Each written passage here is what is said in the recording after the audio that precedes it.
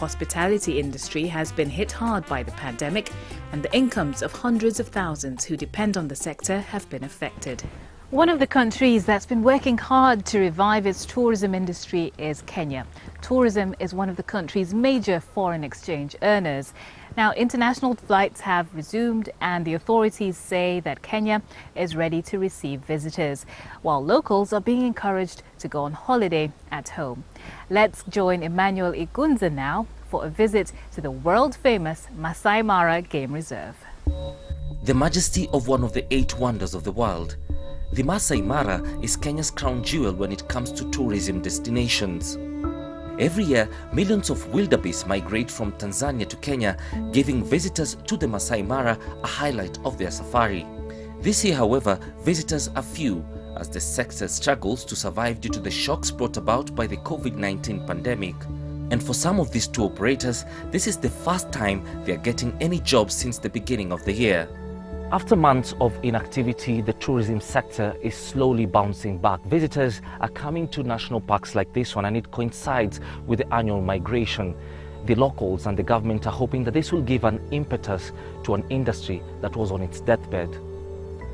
Kenya's tourism industry largely depends on international visitors, but domestic tourists have kept many attractions afloat as they suffered job cuts and revenue losses due to coronavirus.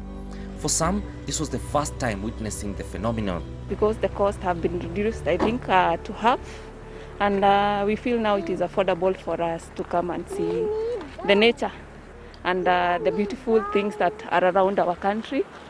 I never thought that I would have an opportunity to come to Mara, but I thank God that I've had that opportunity.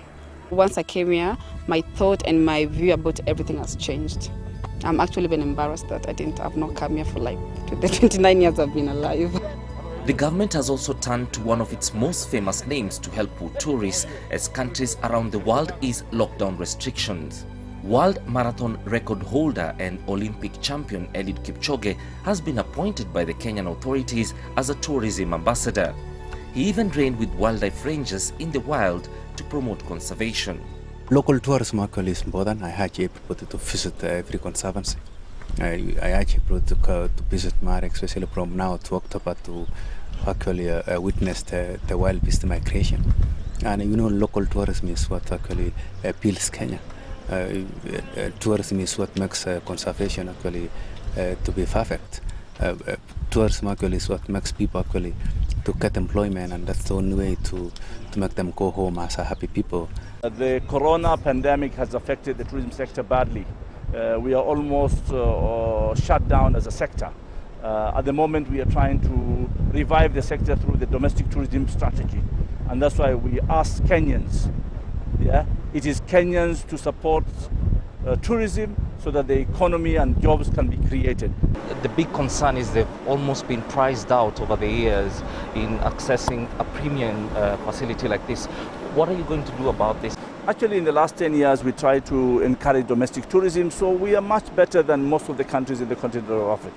But definitely, domestic tourism has a different taste, needs a different product, and are very sensitive to pricing.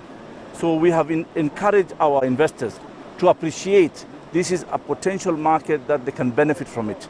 And in the new normal, we have no choice but to deal with the domestic market. So we need to adjust to attract the domestic market. And industry players are already seeing the benefits of local tourism.